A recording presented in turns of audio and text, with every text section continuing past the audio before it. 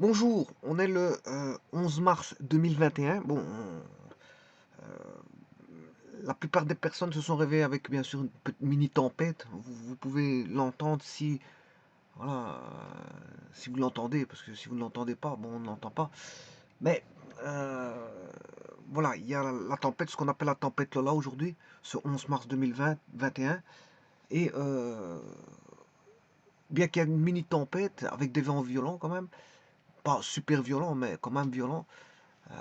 Donc il y a toujours les urgences qui sont ouvertes, ce qu'on appelle le numéro spécial d'urgence en cas de tempête ou cas de, voilà, de problème, qui est le 1722, problème météorologique, le 1722. Mais ce qui est un petit peu étrange, c'est le ciel qui est bleu, enfin avec des nuages de passage qui passent tranquillement. Bon, on a quand même une clarté. Il y a eu des pluies qui sont tombées, mais maintenant la tempête est toujours. Bon, on sent qu'elle passe, qu'elle est passée. On sent qu'elle est passée, mais elle est toujours, on a toujours des échos. Elle est toujours présente, mais elle est passée. Si vous voulez, le maximum a été atteint. Bon, mais elle est passée. Mais on entend toujours les vents qui sont, je veux dire, assez, qui sont quand même violents. Je ne vais pas dire hyper violents, mais violents. Voilà, parce qu'il y a des degrés aussi de violence dans les tempêtes. Bon, c'est pas que tout était arraché, que tout s'est retourné, mais on a eu bon, des petits problèmes, des petits soucis. Bon, à certains endroits, bon, vous voyez, vous pouvez entendre, mais enfin bref, c'est pour vous dire qu'il ne pleut pas, que le ciel est bleu et qu'il y a une tempête. Bon, ça fait étrange. Alors, ceci étant dit, je vais voir une petite vidéo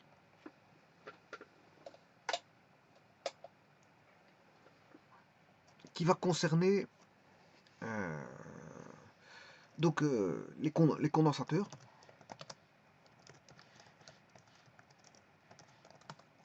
Et au fur et à mesure, j'introduirai les condensateurs, hein. Bon, ça s'étudie au fur et à mesure. C'est pas, on ne voit pas ça en une fois, bien sûr. Encore une fois, c'est comme dans toutes les matières. Voilà, il faut les aborder au fur et à mesure. On n'acquiert pas une matière en une journée, hein. C'est quoi, on pourrait le faire, mais ça devient lourd. Ça devient lourd pour les personnes qui écoutent. Bon, parce qu'à bon, à un moment donné, il faut bien qu'ils digèrent la matière. Certains bon, peuvent digérer beaucoup, d'autres moins. Donc bon, j'essaie de me mettre au niveau de tout le monde. Donc je me base sur le principe que bon, il faut pouvoir assimiler, les digérer, et bien sûr, puis pouvoir attaquer d'autres matières en continuité avec celle qui est bien sûr présentée ici, c'est-à-dire les condensateurs. Alors la première des choses qui va susciter l'intérêt d'une personne quand tu vois un condensateur, mais qu'est-ce que c'est que le condensateur? C'est toujours la principale question qu'on se pose. Qu'est-ce que c'est que ce brol? Ce brol, qu'est-ce que c'est que ce machin? Qu'est-ce que c'est que ce truc? Qu'est-ce que c'est que ce schmilblick? Enfin bref, qu'est-ce que c'est que? C'est quoi ça? Voilà, c'est comme les petits enfants. C'est quoi ça? Bon, et ben voilà. Ici,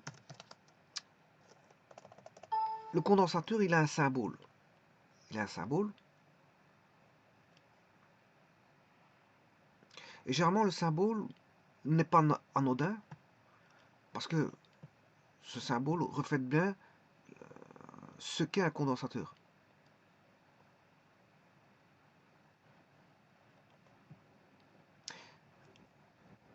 Le condensateur, ben, il a deux pôles électriques, c'est-à-dire qu'on va le connecter à deux endroits. Et bien sûr, ces deux endroits, je vais les dénommer.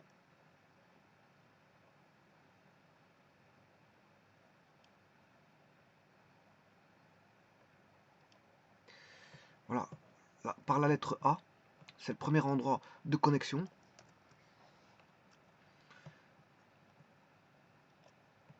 Et il y a un autre endroit que je vais dénommer B.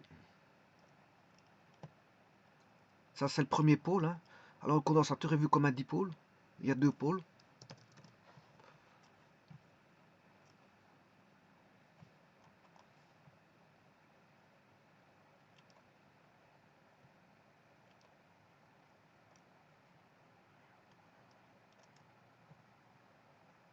Voilà. Quoique, je vais mettre ici.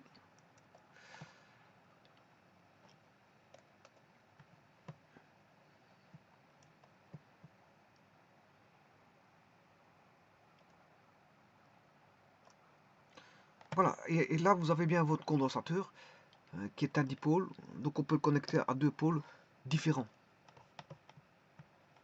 Donc d'abord ça c'est la symbolisation qu'on retrouve dans les schémas électriques. Si vous devez apercevoir un condensateur, ben, il aura cette allure-là. Donc c'est deux espèces de T, l'un mis voilà, à l'inverse de l'autre. Deux T qui sont, on va dire, mis en opposition. En opposition. Bon, j'aurais pu réduire ceci. Voilà, le fait, et encore plus. Et encore plus. Donc vous aurez compris que là, ici, on a une réduction. On a une épaisseur.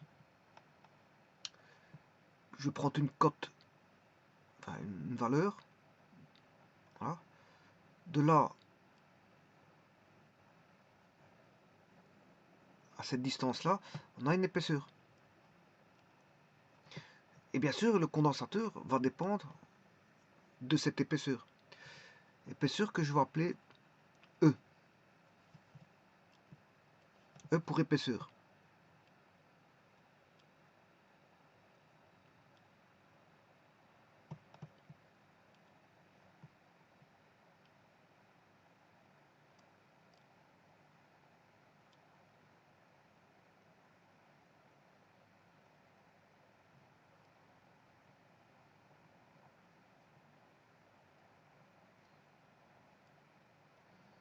Voilà. Donc là, on retrouve une épaisseur que je vais appeler E. E, c'est l'épaisseur. Donc, pour former un condensateur, si vous voulez,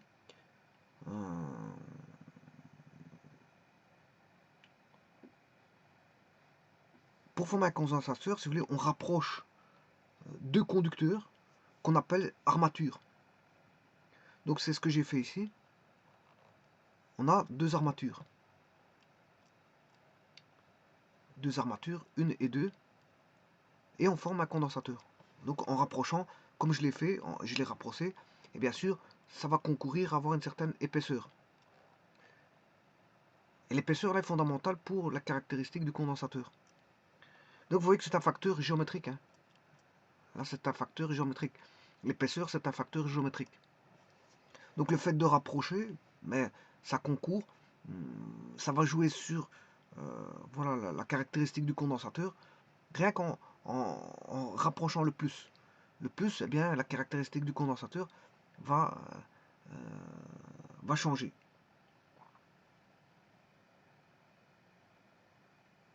Alors, si maintenant on a deux armatures planes, ben on a ce qu'on appelle un condensateur plan.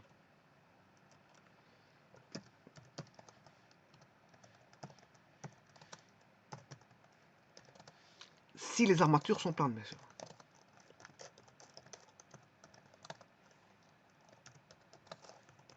Parce qu'on peut avoir des condensateurs cylindriques.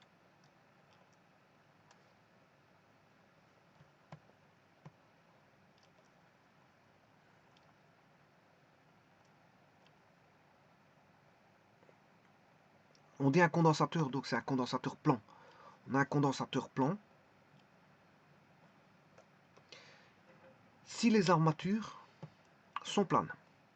Et là, on pourra dire que le condensateur est plan. Il existe d'autres types de condensateurs. Hein. Voilà, il n'y a pas que le condensateur plan. Alors, à première vue, si vous avez un condensateur en main, mais qui n'a jamais été utilisé, hein, ben, il ne sert à rien. C'est normal. Il ne sert à rien. Il ne servira à rien. Enfin, c'est pas qu'il ne servira à rien, il ne sert à rien. Parce que le condensateur doit remplir un rôle. S'il n'a pas de rôle, bon, il ne sert à rien. Donc il y a un but de condensateur. Le but, c'est d'agir en tant que réservoir de charge. Réservoir de charge.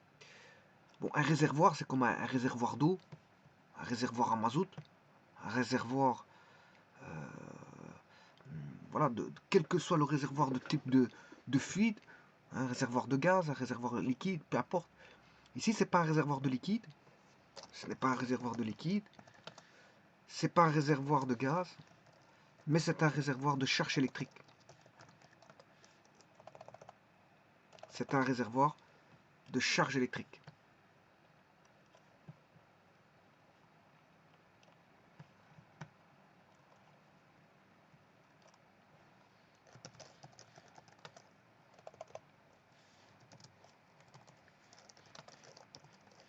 Ou plutôt électrostatique, hein, électrique. Voilà. Donc, et les charges électriques, ben, la charge électrique, c'est Q. C'est Q. La charge électrique, c'est Q. Et bien sûr, ça, son unité est le coulomb. Bon, je parlerai de l'unité de Coulomb plus tard. Voilà.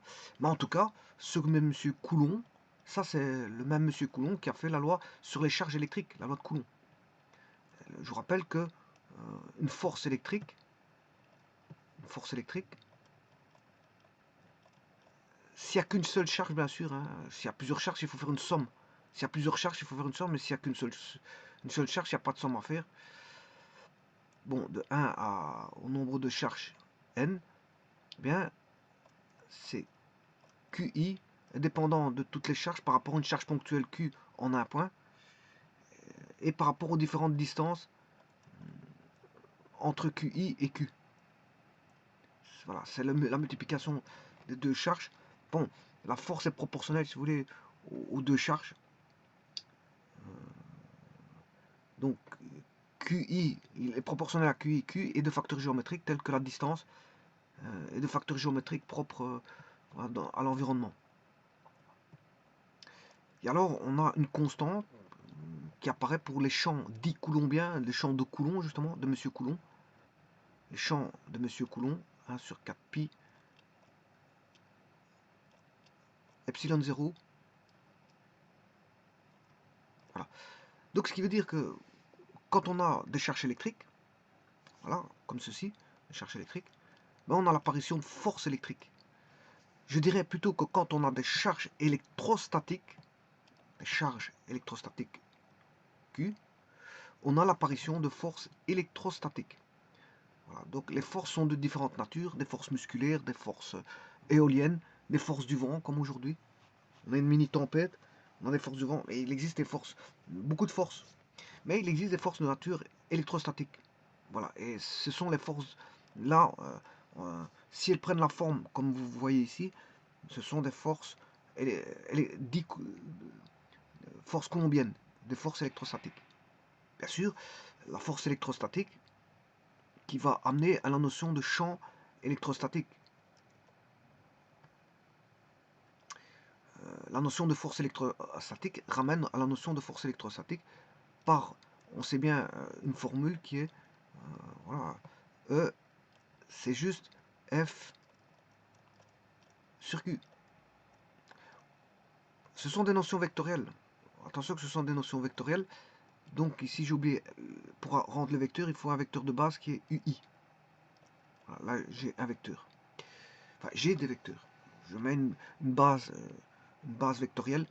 Et là je suis dans un espace vectoriel où je peux traiter des vecteurs.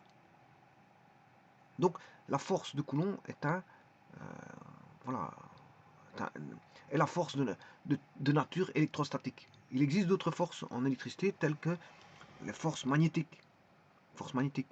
Il existe pas mal de forces. Hein. Pas, bon, les forces de Lorentz, voilà, il y a beaucoup de forces. Et ça, c'est les forces. En électricité, il y a pas mal de forces. Et ça, c'est un cas de figure de force dû à des charges. Ce sont ce qu'on appelle des forces électrostatiques ou forces coulombiennes ou forces de Monsieur Coulomb. Hein, c'est Monsieur Coulomb qui a trouvé ça. C'est les mêmes qu'on retrouve dans l'unité, le Coulomb. On lui a attribué l'unité de charge qui est le Coulomb. J'ai expliqué ce que c'est que le Coulomb plus tard. Voilà. Bon, donc il faut... Et donc, une fois que vous avez fait F sur Q, ben, vous trouvez le champ électrostatique. Ben, vous faites... je viens de vous donner voilà, ce que valait la force, c'est QI sur les différentes distances séparant Q. Je ferai un calcul là-dessus, c'est pas un problème. Hein. Je vous montrerai tout ça à ce moment-là. Voilà, sur 4 pi epsilon 0. Je vous ferai des calculs d'électrostatique avec les champs électriques. Vous verrez à quoi ça rime. Voilà. Q, et bien sûr, comme c'est un vecteur, c'est toujours UI. Il y a une base vectorielle. Alors, si on divise par Q, le Q, il est là. Mais Q divisé par Q, bah, ça tombe. Et voilà le champ électrostatique. 1 sur 4 pi epsilon 0, et ρ carré, bien sûr, pour I égale 1 jusqu'au nombre de charges grand Q qu'il y a. Bon, par exemple, il y a Q1, voilà, Q2, Q3. Et la charge ponctuelle, voilà, Q est là. Alors, on évalue chaque fois les distances. Et ρ, voilà, ça c'est la distance 1, la distance 2, distance 3. Donc il y aura 3 distances, il faudra ménager 3 distances par rapport à petit q. Donc q constitue, je veux dire, une référence. Hein. C'est une charge ponctuelle qui sera une référence par laquelle on va calculer le champ par rapport à q. En un point. Le champ en un point. Donc on va voilà, on va l'étudier par exemple au point M. On va étudier le champ au point M. Donc l'effet de Q1, Q2, Q3 sur petit q. L'effet de Q1, Q2 sur Q3 sur petit q.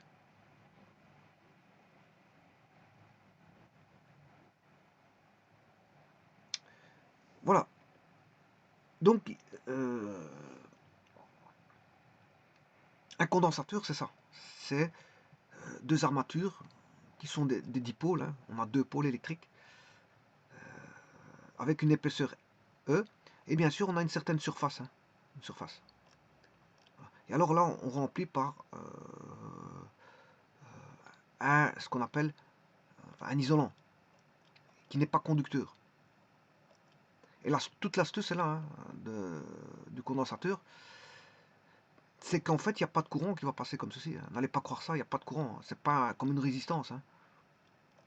C'est pas comme une résistance, ça fonctionne pas comme une résistance. Hein. C'est un réservoir de charge.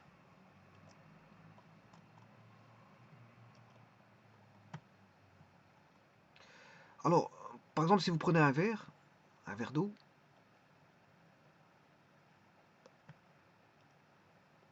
vous mettez un robinet, voilà.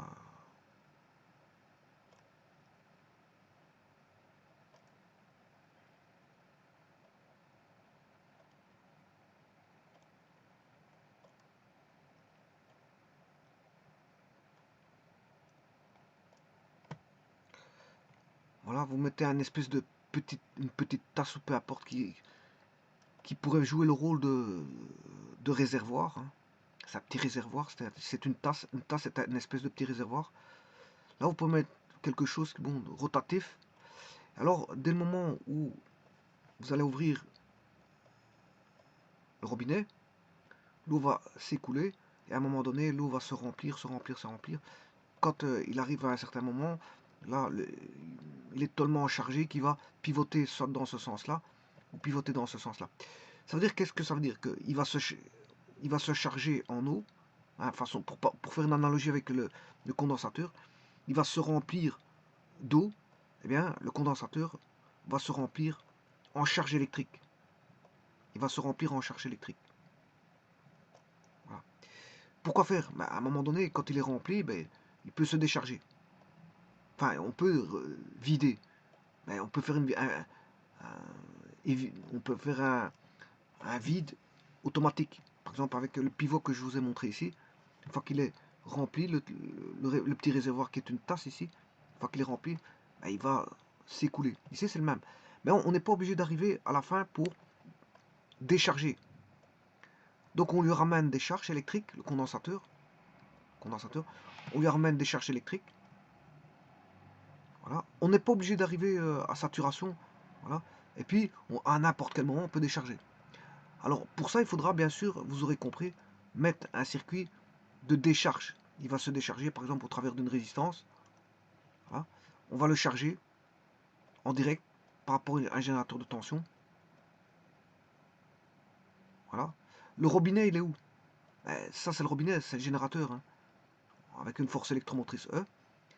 On ramène bon, décharge dans le condensateur, et puis à un moment donné, on va décharger. Donc il va servir en charge et en décharge. Attention qu'il n'y a pas de courant qui passe. Hein. Il n'y a pas de courant qui passe. Toute l'astuce est là. Hein. Toute l'astuce est là. Donc, mon robinet, si je veux faire une analogie, mon robinet, c'est un réservoir de charge électrique qui va ramener les charges électriques. Et ça, c'est ce qu'on appelle un générateur.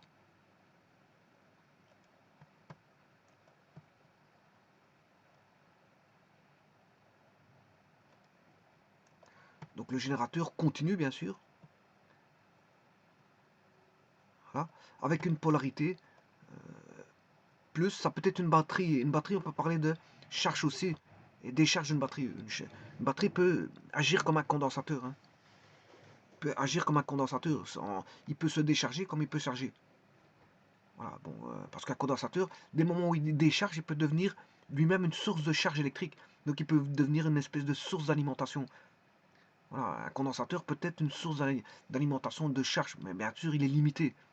Contrairement à l'alimentation, qui est limitée aussi, mais bon, il peut contenir plus de charge au niveau de... On va dire, on va dire qu'une alimentation, c'est un gros condensateur. C'est un gros condensateur. Enfin, une alimentation, quand je parle alimentation, c'est une pile ou une batterie. Hein. Pile ou batterie joue le rôle, ce sont des gros, on va dire des espèces de gros condensateurs rechargeables. Voilà, donc ils vont se charger puis se décharger pour l'utilisation. Eh bien, le condensateur, c'est un peu la même chose, simplement, bon,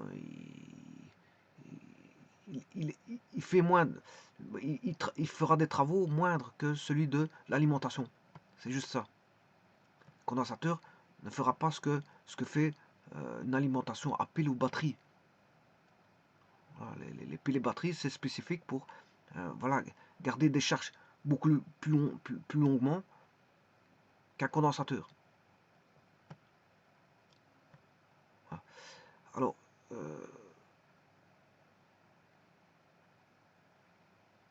donc, qu'est-ce que c'est que le robinet ici? Bien, le robinet, c'est la source d'alimentation, qui peut être une batterie ou une pile, ou autre chose, hein, c'est pas forcément une batterie ou une pile. Hein. Vous pouvez mettre une alimentation stabilisée, voilà, vous pouvez mettre voilà, autre chose. Hein, voilà. Alors, qu'est-ce qui va jouer le rôle de vanne? La vanne, ouvrir la vanne, ben, c'est un interrupteur. Mettre un interrupteur unipolaire. Voilà. Si je mets un interrupteur unipolaire, ben, je l'ouvre que par rapport à un pôle, un seul pôle. Voilà. Là, j'ai un interrupteur unipolaire. Maintenant, si vous voulez faire un interrupteur bipolaire, l'ouvrir à partir de deux pôles, ben, vous faites ceci. Là, vous avez un interrupteur bipolaire.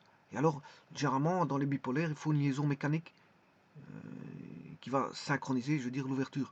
Il faut que ça s'ouvre en même temps. En même temps. Donc, on va mettre un interrupteur voilà, avec une liaison mécanique pour voilà, ouvrir deux pôles. Alors, je rappelle que dans un générateur, il y a toujours une résistance interne. Hein. Une résistance interne. Ici, je la néglige. Voilà, normalement, je dois mettre une résistance interne ici. Voilà, R interne. Mais je ne le mets pas. Parce que c'est pas, dans les explications ici, ça n'a aucune utilité. Donc, je ne mets pas la résistance interne. Voilà. Et alors là, vous avez un condensateur. Et bien sûr, une résistance ici. Là, vous venez de créer un circuit voilà, qui peut jouer le rôle de charge et décharge. Alors, avant toute chose, je pourrais mettre ici de nouveau un interrupteur.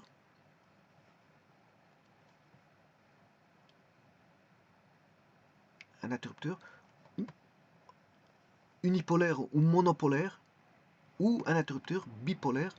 Bon, comme j'ai utilisé pour un interrupteur bipolaire pour l'autre, mais j'ai utilisé un interrupteur bipolaire pour celui-là.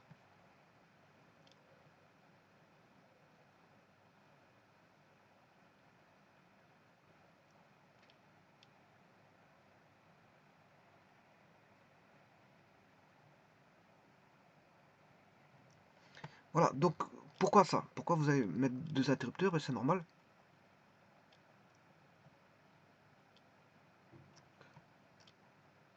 Eh bien, il y en a un qui va agir. Si vous fermez celui-ci, ben, justement, il va remplir le condensateur en charge. On va ramener des charges, il va se remplir. Donc le remplissage se fait en ouvrant la vanne ici. Ça, si j'ouvre la vanne ici, ben, je ramène l'eau dans le réservoir ou dans la tasse. Ici, si je ferme le contact ici en bipolaire, vous ramenez des charges. Alors, c'est pas bon ce que je suis en train de faire, hein, parce que les charges ne sont pas amenées comme ça. Hein. Vous avez l'impression qu'il y a un courant qui circule, mais ça ne va pas comme ça. Voilà, c'est pas comme une résistance. Hein, voilà. Donc là, je fais une petite erreur en faisant ça. Voilà. Je vais vous montrer comment s'effectue le remplissage des charges. Parce que ça ne serait pas passé, parce que je vous ai dit qu'ici il y a un isolant électrique. L'isolant électrique ne laisse pas passer des charges électriques. Voilà. Alors, donc vous remplissez les charges, je vais vous montrer comment par après. Donc ça se remplit. Et puis quand la manœuvre est terminée, ben, vous ouvrez le contact. Vous ouvrez le contact. Hop, le contact est ouvert. Et le réservoir, ici, le réservoir est accumulé soit partiellement ou totalement. Voilà. Mais ici, il sera, on a une source, on n'a pas de résistance entre l'alimentation et le condensateur, donc il va être complètement chargé directement. Il va se charger directement. Hein. Donc vous allez mettre appliquer directement, vous fermez ceci, vous l'avez chargé directement, automatiquement. Par contre, si vous mettez une résistance ici, ça va dépendre d'une constante de temps. Là, ça dépendra. Il va se charger, il va prendre son temps pour se charger. Donc il va monter, monter, monter, en fonction de la constante de temps qu'on appelle taux égale RC. La constante de temps voudra la résistance qui est bien sûr R1, R1 fois le condensateur C. Et là, il y a une constante de temps, et en fonction de la constante de temps, ben, il va se charger en fonction de la constante de temps, suivant une loi, on va dire, de charge exponentielle. Voilà. Et suivant la constante de temps, ben, soit il va aller vite, moins vite, ou beaucoup plus vite. Mais maintenant, si vous ne mettez pas de résistance de charge, c'est comme si on avait ceci. Voilà, une charge. Si vous ne mettez pas la résistance, vous avez une charge directe. Il va se charger directement. Voilà, ça c'est pour la charge. Alors, supposons qu'il est chargé complètement ou partiellement grâce à une résistance de charge. On a chargé que... Parce que vous pouvez charger partiellement. Hein. Voilà, si j'ai le temps ici, voilà la tension, la loi de la tension, ben, suivant RC, ben, vous pouvez avoir ceci, ceci, ceci. Voilà. Mais vous pouvez arrêter l'interrupteur à n'importe quel moment. Vous pouvez l'ouvrir. Donc ça veut dire, si vous l'avez chargé ici, vous arrêtez ici, ou vous pouvez vous arrêter là. Pour la courbe, bien sûr, que j'appelle C1, pour la courbe C1. Si vous montez, vous avez une constante de temps RC pour la courbe C1. Si elle monte comme ceci, si elle monte, voilà, ça c'est un type de courbe, une caractéristique de charge, eh bien, je peux m'arrêter là, en ouvrant l'interrupteur. Voilà, l'interrupteur que je vais appeler INT1, qui sert uniquement à la charge. Voilà. Donc je peux le rater à n'importe quel moment, donc je ne suis pas obligé de le charger complètement. Le réservoir de charge peut s'arrêter à un moment là, ou faire une charge complète. Je peux faire une charge complète. Une charge complète. Bon, la charge complète, ça veut dire s'arrêter à un moment donné qu'on estime que c'est chargé, parce que c'est une loi exponentielle, il y a une asymptote, on n'arrivera jamais à charger complètement à 100%. Il y aura toujours des fifrelins restants. Parce qu'il y a une asymptote, hein, vous avez toujours, il y a une suite qui, voilà, on se rapproche d'une asymptote sans jamais l'atteindre. Donc voilà. Mais à un moment donné, on se dit qu'elle est complètement chargée après 5 voire 6 fois la constante de temps. Si vous faites 6 fois RC, hein, ben on dira qu'elle est chargée. Bon, donc l'interrupteur 1 permet la charge du condensateur. Mais ici, c'est une charge qui va être entière. Parce qu'il n'y a pas de résistance de charge. Il n'y a pas de résistance de charge. J'ai pas mis une résistance de charge avec une constante de temps. Bon, ça veut dire que toute la charge va arriver sur le condensateur et va être chargée automatiquement. Donc ça va se faire instantanément. La charge du condensateur va se faire instantanément. Maintenant, on a un interrupteur ici 2. Cet interrupteur ici va servir à la décharge du condensateur. Encore une fois, ce que je fais là, c'est pas bon. Parce qu'il y a un isolant ici, il n'y a pas de courant de passage. Mais malgré tout, d'un côté, vous allez avoir ce qu'on appelle une charge. C'est pas bon ce que je fais. Je vais vous expliquer pourquoi par après. Et après, donc, ayant chargé le condensateur, il est chargé, je peux le décharger. Donc si vous avez mis de l'eau dans le vase, ben, vous pouvez le vider. Pour ramener, par exemple, vous ramenez une utilisation, c'est vous voulez prendre de l'eau pour arroser, voilà, je sais pas moi, qu'est-ce que vous pouvez faire avec l'eau, avec de l'eau, l'utilisation est grande, nettoyage, arrosage, voilà, rafraîchissement, enfin l'eau a une vocation de cuisine, de nettoyage et bien sûr d'entretien de parc et jardin. Enfin bref. Donc on a une utilisation de cette eau.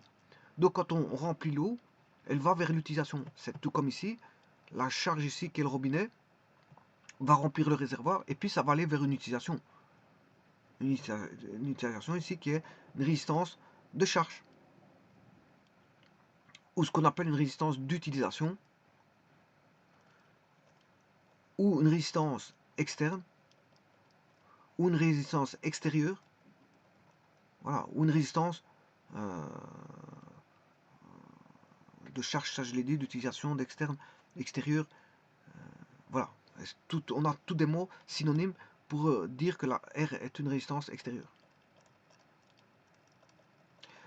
Bon, alors maintenant je vous dis que, bien sûr, la charge ne se fera que si vous fermez celui-ci.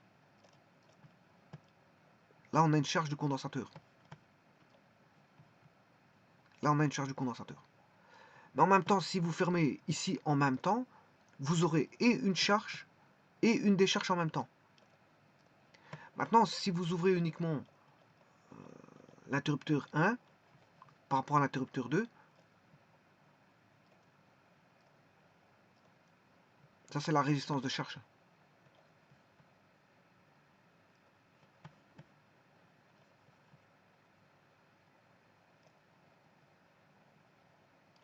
La résistance de charge. Voilà. Si vous ouvrez l'interrupteur 1, vous avez une charge. Donc vous aurez ce qu'on appelle un courant de charge sur le condensateur. Si maintenant vous ouvrez l'interrupteur 1,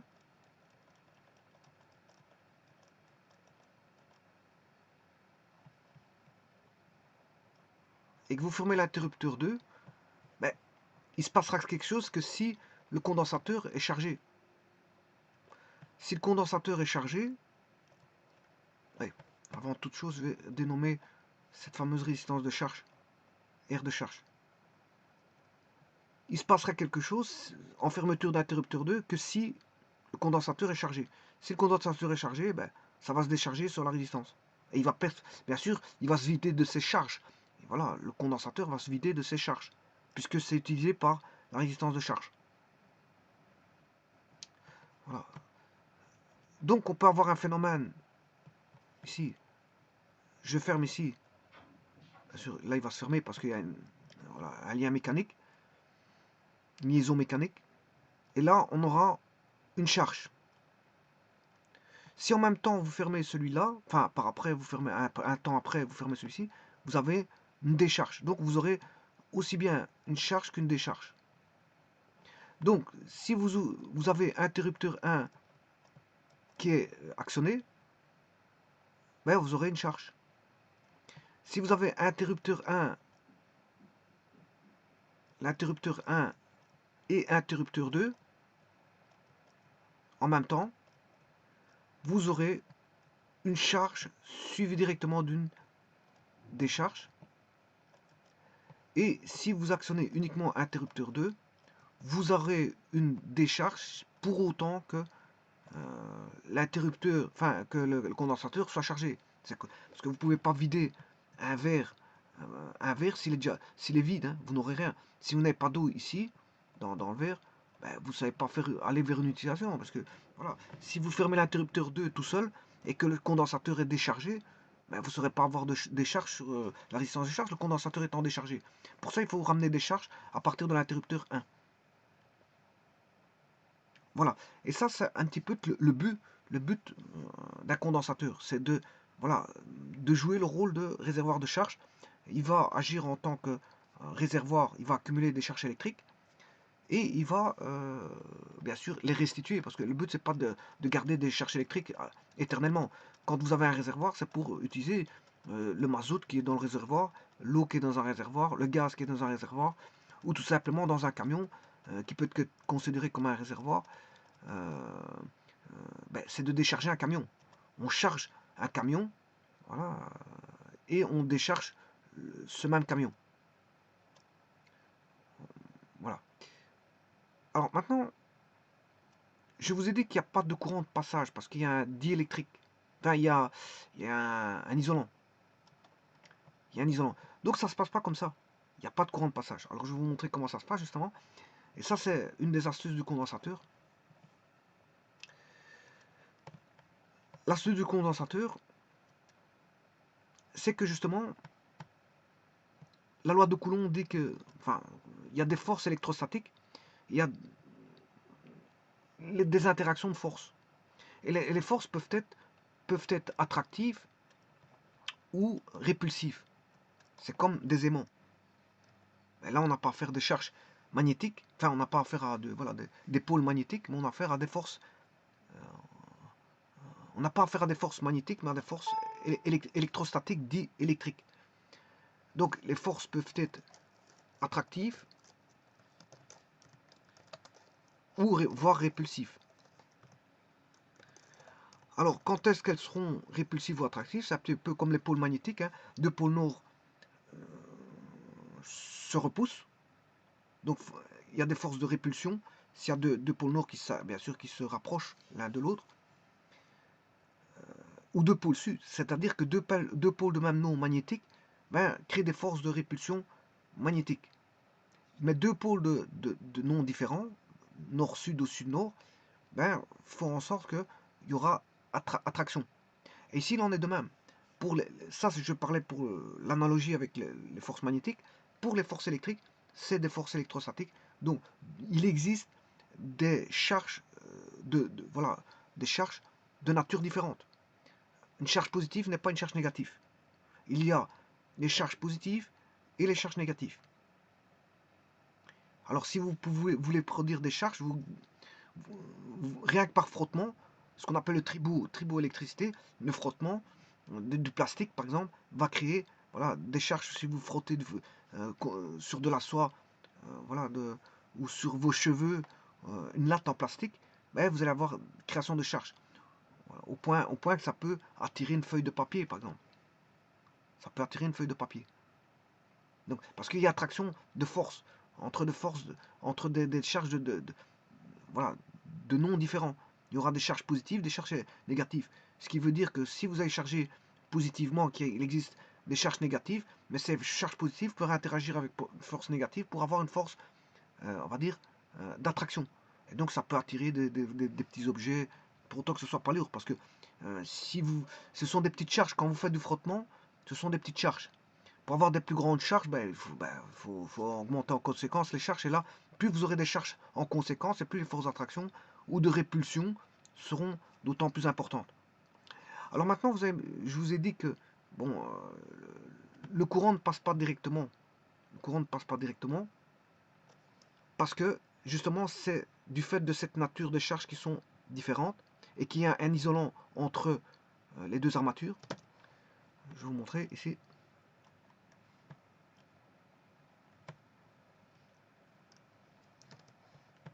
Voilà. Donc, dans le condensateur, donc il y a une certaine surface. Hein, une surface. Ne pas confondre l'épaisseur et la surface. Hein. Il y a l'épaisseur là et il y a les surfaces des armatures. Voilà. Alors, les charges vont s'accumuler. Si vous mettez des charges positives ici, c'est l'armature ici qui sera positive. Si vous mettez, vous apportez les charges positives en A. Vous ramenez des charges positives en A. Voilà. Et en B, vous pourrez ramener des charges négatives. Et là, il y a une différence de potentiel qui va se créer, bien sûr, qui sera E. U. Une différence de potentiel. Donc c'est ça que je vous disais tout à l'heure. S'il n'y a pas de charge ni de décharge du condensateur, si un simple condensateur comme ça, ben, je veux dire, il sert à rien. Il sert à rien. Il faut qu'il ait un but. Un but, c'est par exemple lui ramener des charges par un générateur.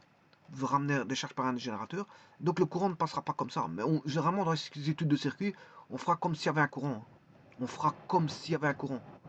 Voilà. Mais voilà, on fera comme s'il y a un courant, mais il n'y a pas de courant de passage parce qu'il y a un isolant là. Il y a un isolant ici. Entre les deux armatures, il y a un isolant. Donc le courant ne sera pas passé. Mais dans les circuits électriques, on fera comme si il existait un courant. Voilà. Ce sera comme ça. Ce sera comme ça. Bon, voilà. Pour les calculs, on mettra comme s'il y avait un courant. Voilà. Mais en vérité, comme je vous l'ai dit, il y a un isolant. Donc il ne sera pas avoir de courant parce qu'il y a un isolant. Donc si vous ramenez des charges positives en A, ben, vous aurez du plus comme ceci. Voilà. Et là, si vous ramenez des charges négatives en B, vous aurez du moins. Et entre les deux, on a un isolant, ça ne circule pas. C'est comme ça qu'on accumule les charges. On accumule les charges. Bon, si je ramène encore des charges positives ici, ben, vous en aurez plus. Si j'accumule des charges négatives ici, vous en aurez encore plus de charges négatives. Voilà. C'est une accumulation de charges qu'on a. Et puis après, ces charges positives, mais on peut partir dans un circuit en décharge. Et on aura l'effet d'un courant, mais c'est pas un courant. Enfin oui, on aura l'effet d'un courant, mais en vérité, ça ne traverse pas l'armature. C'est un courant du fait que, bon, c'est ça, c'est justement ça le condensateur qui va donner un courant par l'entremise. Voilà, il devient une source. C'est une source d'alimentation. Il devient une petite source d'alimentation. C'est pas une batterie, hein, parce que bon, c'est des petites sources d'alimentation. Dès le moment où il décharge, il devient comme voilà, il devient comme une alimentation. Hein, il décharge, voilà, c'est charge. Il décharge ses charges. Alors maintenant, si vous avez, on peut ramener l'inverse, faire l'inverse, hein, ramener du plus en B, voilà, et ramener du moins en A. Bon, le tout, quelle est la différence? Mais si vous ramenez du moins, si vous ramenez du moins là et du plus ici, vous aurez une différence de potentiel qui sera orientée normalement. Le courant dans une résistance, quand il va du plus vers le moins, le courant conventionnel c'est comme ceci. Le courant va du plus vers le moins. Mais la tension conventionnellement, vous pouvez la prendre. Bon, je peux la prendre comme ceci, conventionnellement. Par convention, voilà, je peux mettre la tension U comme ceci. Moins, moins et plus. Bon, si j'adopte cette convention-là, c'est juste une convention, tout comme le courant, c'est une convention, hein, parce que les électrons vont du moins vers le plus. Les électrons vont du moins vers le plus, et le courant va du plus vers le moins. C'est conventionnel, ça. Voilà, c'est le sens contraire. Le courant, c'est le sens contraire des électrons. Voilà. Donc, ce qui veut dire, si je dis que du moins vers le plus, la différence de potentiel, U, elle est là. Donc, on aura une orientation du sens de potentiel comme ceci. Par contre, si je mets du moins là, et de plus là, ben, vous aurez compris que on a du moins et du plus, ben, l'orientation de la tension est dans le sens opposé. Donc, comment est U' par rapport à U? Ben, U est égal à moins U. Pour autant qu'on a les mêmes charges apportées en A et les mêmes charges apportées en B, si ce n'est qu'ils ne diffèrent que par voilà, leur signe. Donc là, on va apporter, si vous voulez, une charge qu'on appelle Q+, et là, enfin, ça dépend. Si je mets en rouge, ben, on apporte Q+, charge positive Q+, voilà. Et là, on a apporté du Q-. Par contre, si je prends le bleu là, par A passera du Q-, et par B, on apportera du Q+. Voilà.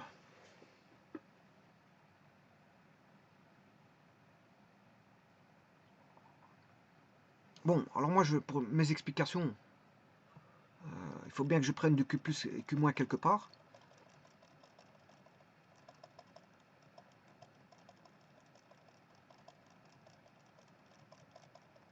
Bon, je vais redessiner. Je vais redessiner. Je vais aller rechercher.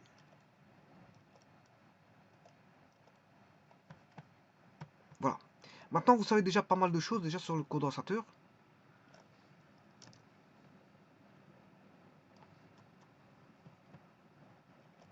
Mais maintenant, je vais arriver au vif du sujet.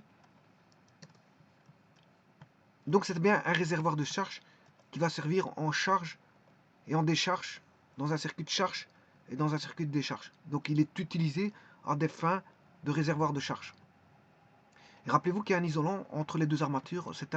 Voilà, il est composé de deux armatures. Et bien sûr, les deux armatures sont rapprochées l'une très près de l'autre.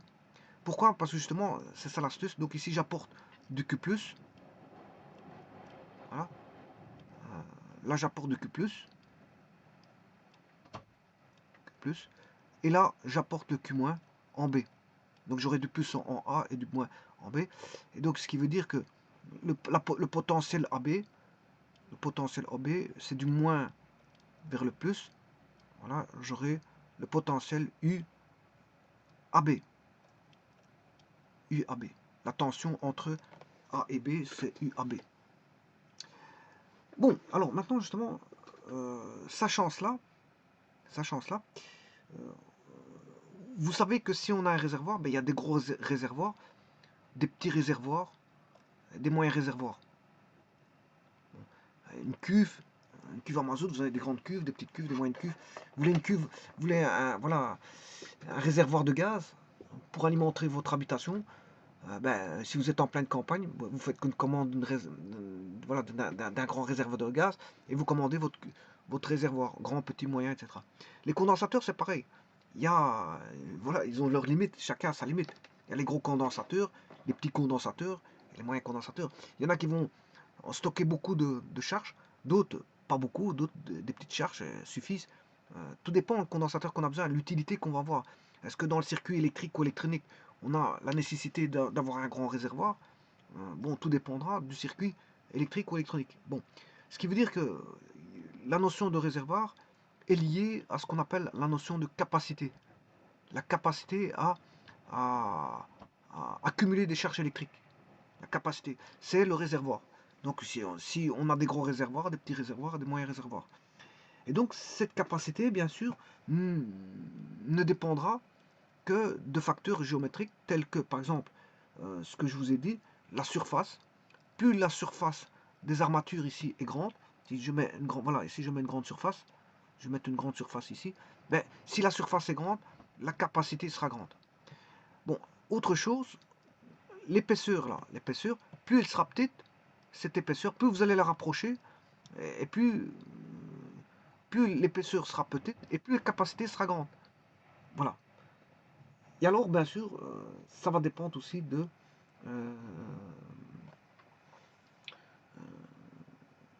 voilà. Et ça, la capacité va dépendre donc de facteurs géométriques tels que euh,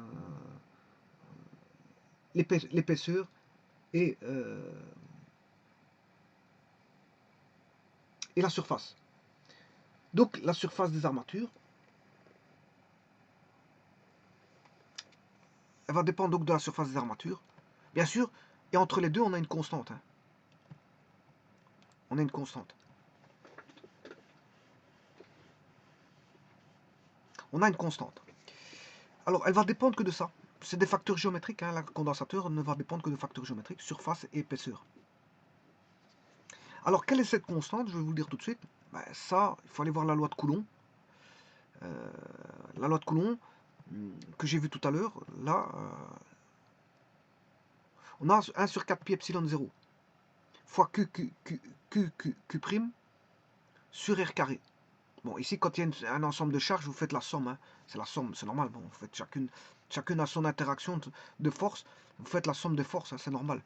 Mais, regardez bien ici. Dans cette force de Coulomb, il y a un epsilon 0. il y a un epsilon 0. Eh bien, cet epsilon 0, vous allez le retrouver justement dans la constante que je viens de vous mettre. C'est-à-dire que on aura cette constante vaudra exactement epsilon 0 fois epsilon de R, et bien sûr fois la surface mesurée en mètres carrés sur l'épaisseur mesurée en mètres. Ça c'est des mètres carrés, voilà, mètres. Et là, bien sûr, vous aurez compris que c'est la permittivité du vide. Permittivité du vide. Et ça, c'est la permittivité relative. Celle du matériau isolant, du diélectrique, on appelle ça, c'est l'isolant qu'on retrouve à l'intérieur. Là, il y a un isolant, je vous l'avais dit. Permittivité de l'isolant. Il y a un isolant dedans. Eh bien, on va comparer la permittivité relative de l'isolant, du diélectrique, par rapport à celle du vide. On la compare par rapport à celle du vide. Voilà. Donc,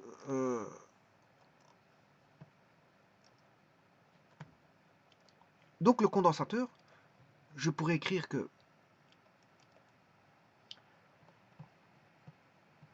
le C,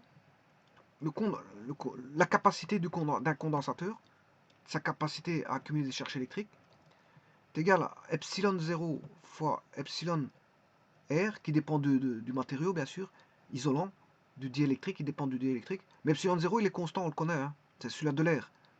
Celui-là du vide, c'est celui-là de l'air, il est le même. Fois la surface sur l'épaisseur. Alors, la permittivité du vide, c'est epsilon 0, c'est 10 moins 9. Bien sûr, la capacité va s'exprimer en farad. Et anciennement, c'était FD. Bon, maintenant, c'est F. Voilà. Et alors, cette unité est tellement grande, hein, le farad. C'est tellement grand qu'on va parler en 10 moins 3. Si on a affaire à des capacités en millifarad, on a des condensateurs en 10 moins 6, ce sont des micromillifarad. Micromillifarad, c'est-à-dire des microfarads. On va dire ça comme ça, parce que je peux l'exprimer par rapport à des millifarads. Voilà, les microfarads, c'est ceci. 10 moins 6. On peut avoir même des plus petits, hein, des 10 moins 9, là, ce sont des nanofarads. Alors, farad, ça s'écrit F-A-R-A-D, et vous reconnaissez le nom de Faraday. Hein, Faraday, voilà. Alors, 10 moins, vous avez 10 moins 12, qui est le picofarad. Voilà, et ça, c'est toutes des sous-multiples du farad. Donc, un farad, c'est tellement grand comme unité. Hein. C'est grand. C'est comme le coulomb. Un coulomb, c'est immense. Hein. Un coulomb, c'est immense. Donc, un farad, c'est aussi immense. C'est pour ça qu'on parle en sous-multiple, parce que le farad, c'est grand. C'est très grand. Alors, la permittivité du vide, elle vaut 10 moins 9 fois sur 36 pi. Voilà, qui est égale à celle de l'air. Voilà, 36 pi. Et maintenant, si vous connaissez le diélectrique, c'est-à-dire la matière, la permittivité du diélectrique, c'est-à-dire de la matière se trouvant entre les armatures, on l'appelle aussi constante diélectrique. L'epsilon R, c'est la constante diélectrique. Enfin, la permittivité relative. Permittivité relative ou constante diélectrique. C'est ça, c'est celle du matériau, comparée à celle, bien sûr, du vide.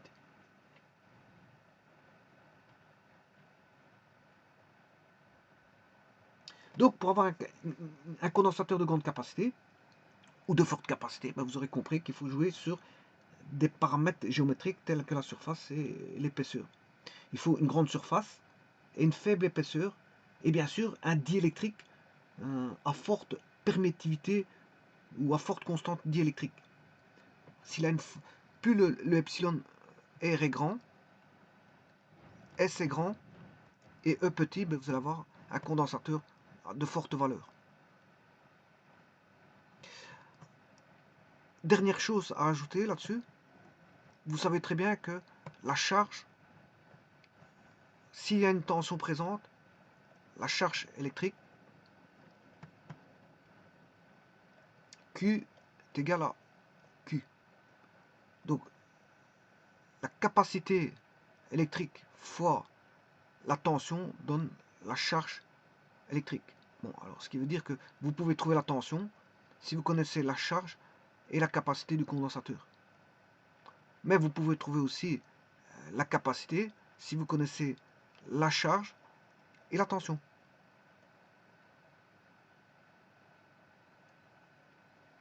Alors, la charge, je vous rappelle que la charge, c'est en coulomb. Hein.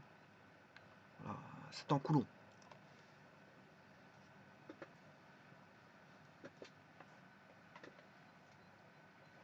Voilà.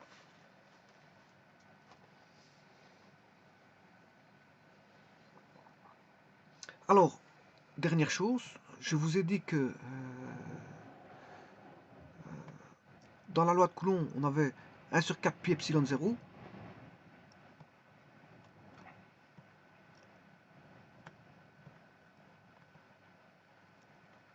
Voilà. On a une constante qui vaut 1 sur 4 pi epsilon 0. Voilà. Alors, 4 pi hors epsilon 0, je viens de vous dire que c'est 10 moins 9, 36 pi. 10 moins 9, 36 pi. 10 moins 9, 36 pi. 10 moins 9 sur 36 pi, voilà que vaut epsilon 0. Ce qui veut dire qu'on aura, le pi va se simplifier. On aura 1 neuvième, mais 1 neuvième, 1 sur 1 neuvième, ça fait 9. 1 sur 1 neuvième, ça fait 9.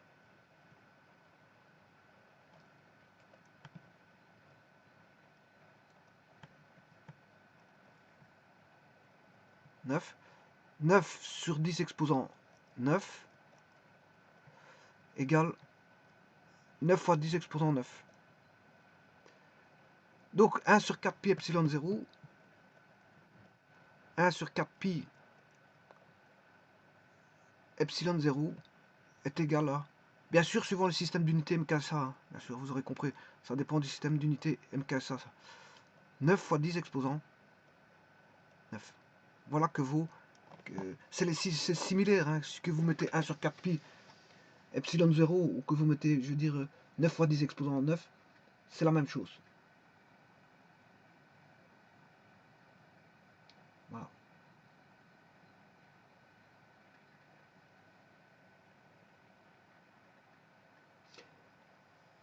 Alors, le epsilon 0, vous pouvez le mettre en farad par mètre.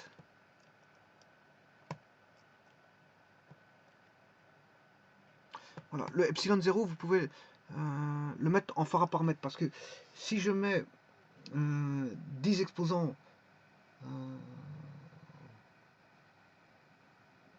je peux le mettre, epsilon 0, je peux le mettre en farad par mètre. Donc, si je le mettais en farad par mètre, c'est 8,85